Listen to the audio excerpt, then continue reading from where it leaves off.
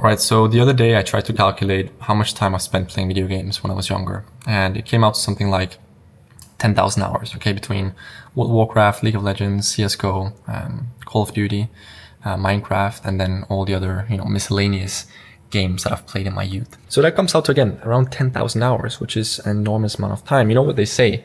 You can master anything in 10,000 hours, right? So it's obviously a lot of time that's put into something. But if there's one thing that I've learned playing all these video games as a kid is that there are fair games and there are unfair games. Counter-Strike is a fair game. Chess is a fair game. But then there are unfair games like, Clash of Clans, where you can essentially just spend a lot of money to buy the strongest or build the strongest base, and then you can just nuke everybody. Then you can just destroy everybody. That's an unfair advantage, right? That's not a fair game.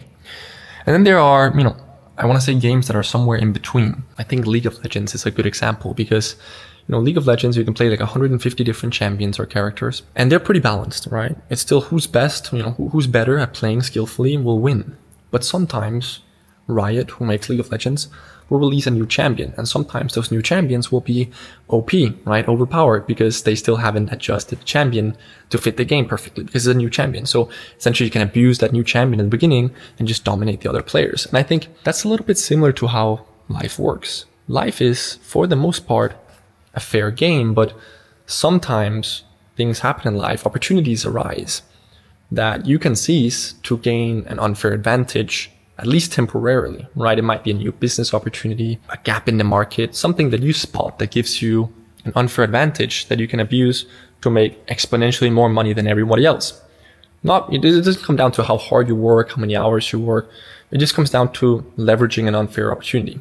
Much like in League of Legends, eventually those unfair advantages, like an unbalanced champion or a exponentially, a crazy business model, it'll be patched, as we say in the video game world, right? It'll be fixed. It will no longer be advantageous. It will no longer be better than everything else. But that's okay in the game of life because, well, the main difference between a game like League of Legends and the game of life is that the game of life and business is much longer than the game of League of Legends. A game of League of Legends will usually last 40 minutes, right? So, and then it starts all over again. Life is not like that. Life goes on, forever or until the day we die. The great thing about life and what makes it, for the most part, fair, but a little bit unfair is that because life is such a long game, we can abuse those unfair advantages, or at least the rewards gained by abusing unfair advantages for a long time, right? So that means, if you spot a market gap or a crazy opportunity, you push hard, you leverage it, you abuse it to make a bunch of money. Well, now let's say you have 5 million in your account or 10 million in your account.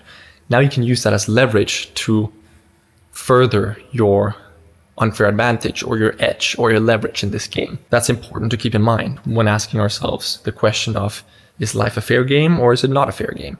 It's pretty fair, but keep in mind that some people have exponentially more than you and I because they might have abused an unfair advantage a long time ago, and now they can use that as leverage to sort of further and further their wealth and get richer and richer while, you're just stuck grinding in the dirt, trying to get out on the other side, just trying to get past that border of living paycheck to paycheck, essentially. The point is, this is all good because the fact remains, with the right moves, anyone can make it in this game called life and business. Anyone can succeed. It's a simple matter of strategy and execution. No matter where you are, no matter how old you are, no matter your gender, no matter what, with the right moves and the right execution, you too can make it to the top. And that's what makes life okay. That's what makes it fair. And so today I just want to talk, a little bit further about, I think, the mindset that's required to succeed in this life and how to position yourself for success and some of the main things we got to understand when it comes to, how do we succeed? What are some of the things we got to understand? Number one is that it's not just about hard work, okay? The most successful people that you see, the richest people you see, they're not necessarily the hardest working. They understood the concept of leverage, right? Doing the right thing at the right time. Think about all the people that, are working their asses off. Maybe they're a waiter in a restaurant. Maybe they're a garbage man. Maybe they're a consultant working 9 to 5. What do I know? People that are working their asses off but are not making millions, right? And then think about all the people that you see online, on YouTube. Me, for example, and so many other people that are making tens of millions, or at least millions, for the people who are just getting into it. People that have started a year ago and have already made their first million, you know? It's not because they're working more hours. It's just because they spot a unique opportunity. They create unique value. They create a unique solution to a problem. It's called leverage, essentially. That's what it's all about. And, you know, in all honesty, I'm very, very grateful to have been, essentially, I want to say, exposed to some of these opportunities at such an early age, because truthfully, it's just allowed me to live a dream life, like problem-free, stress-free life. And that's not to say that I don't have problems. Of course I have problems. Of course I have issues and challenges that I'm dealing with in my life, but at least I don't have to worry about money, right? That's a pretty good place to start if you want to live a peaceful life, in my opinion. Now, have I taken more risk than people who go out and get a normal 9 to 5? Yeah, I have. You know, I dropped out of high school. I never went to university. That's a risk in itself. I put everything on the line for starting an online business, and thankfully it played out.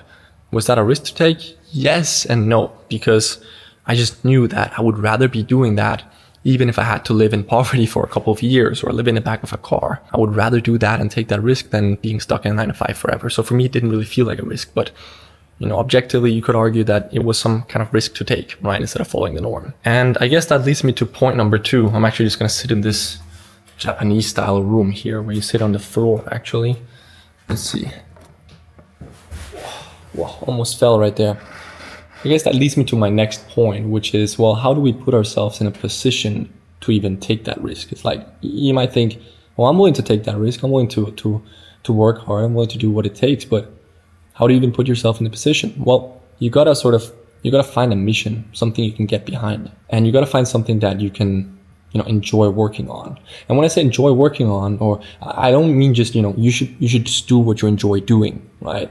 And just because you enjoy going to the zoo doesn't mean that you should be going to the zoo every day, right? Spending 10 hours at the zoo every day. So that's not what I mean. You just got to find something that gives you a sense of mission and a sense of fulfillment and purpose.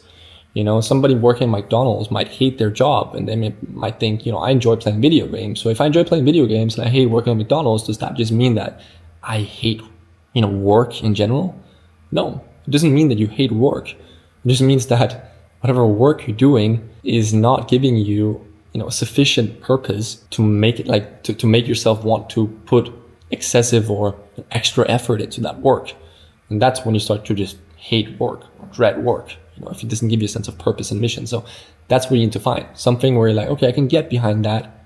And even if I fail for the first couple of months, even if I struggle, I know that I'm working on something that I actually find cool, something I can get behind.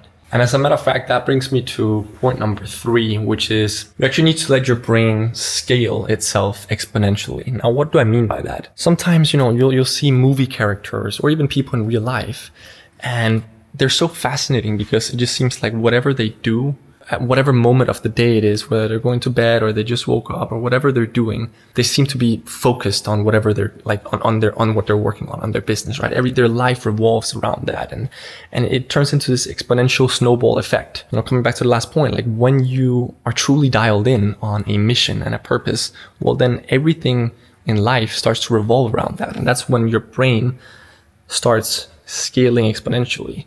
What I mean by that is, at that point, if you watch a YouTube video or you listen to a podcast or you go into some random conversation with somebody about something entirely else than your business, you'll find a way to relate that back to your business. You'll get an idea for your business because that's the mindset you're in. You're locked in, you're dialed into your business. And so, you know, when we're not in that zone, everything, all the information we get, it just seems to be like coming into one ear and then coming out the other one. It doesn't stick. But as soon as we have a mission, a purpose, then everything seems to stick. Everything we hear, everything we do starts relating to our mission, to our purpose.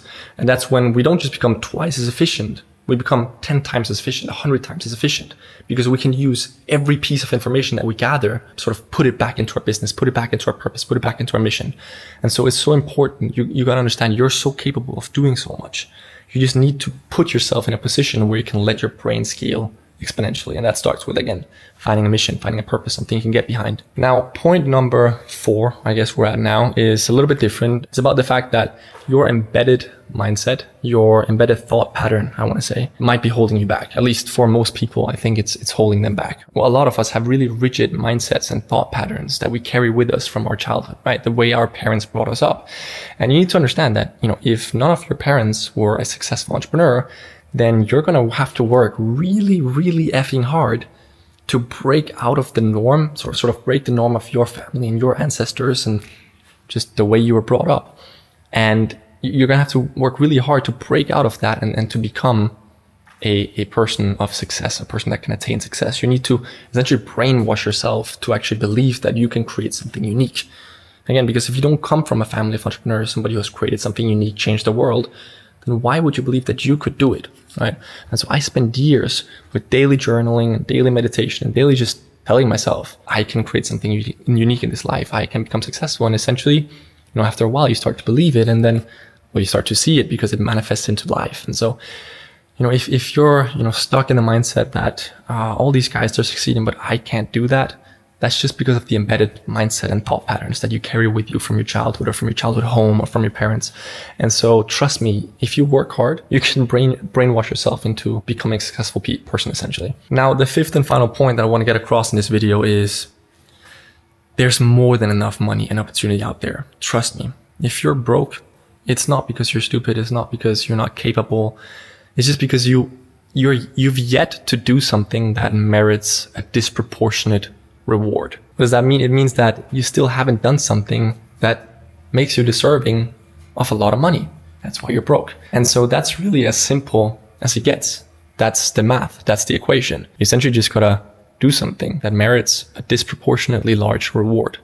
And you do that again by finding a mission, finding a purpose, something you can get behind, and then finding a problem to solve, right? Which goes hand in hand. And then solving that, creating unique value, and then you will deserve a disproportionately large reward. Trust me, there are trillions and trillions and trillions of dollars out there. There are millions and millions of people making millions. Why shouldn't you be one of them?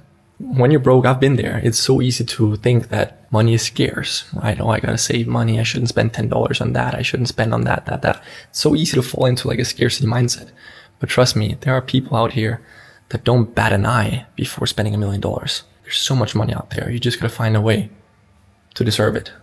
And there are tons of ways. That's this video. That's the mindset that you gotta download if you want to get rich.